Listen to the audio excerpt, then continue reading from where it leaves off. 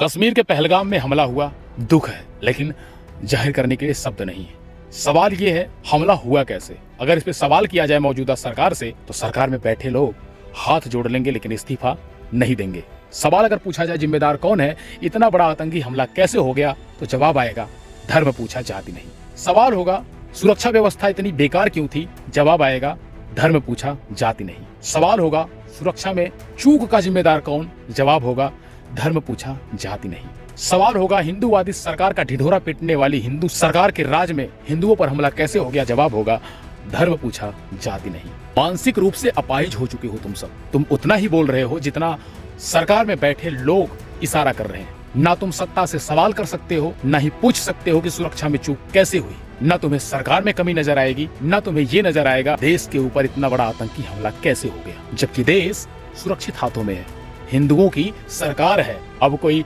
तिरछी नजर नहीं दिखा सकता। जैसे फर्जी बातें करने वाला गैंग अपनी जिम्मेदारियों से बस ये कहकर भाग रहा है कि धर्म पूछा जाति नहीं। अगर धर्म पूछकर भारत के लोगों को मारा गया है, तो लानत है ऐसे लोगों पर जो सत्ता में बैठे हैं और हिंदुओं की रक्षा नहीं कर पा रहे। लेकिन इसके बाद सवाल ये भी है कि जब धर्म पूछा जाति नहीं और कलमा ना पढ़ने पर लोगों को गोली मार दी गई, तो मृतक में एक नाम सईद हुसैन शाह का भी है। क्या उसने भी कलमा पढ़ने से इनकार कर दिया होगा?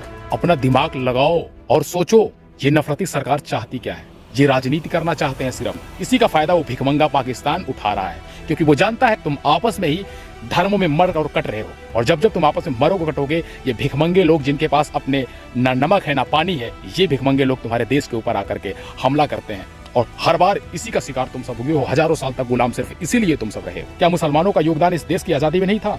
अगर देखा जाए तो ISI के लिए काम करने वाले ज्यादातर एजेंट जो पकड़े गए वो नॉन मुस्लिम हैं। लेकिन मुसलमानों को दिल्ली से लेकर कश्मीर तक हर जगह गद्दार कहा गया। जबकि मुसलमानों का अगर इतिहास देखा जाए, तो वो पहली जंग आजादी हो या भारत की 1947 की आजादी, सब में मुसलमानों ने बढ़ चढ़कर हिस्सा लिया। लेकिन जब से बाबरी मस्जिद और राम मंदिर का विवाद हुआ, दोनों धर्मों के बीच खाई बनाने का काम नेताओं और सभी पार्टियों ने किया। और फिर भी गद्दार सिर्फ मुसलमान ही है। भाई सुनो, आतंकवादी सिर्फ किसी खास ब्रीफ पर काम करते हैं।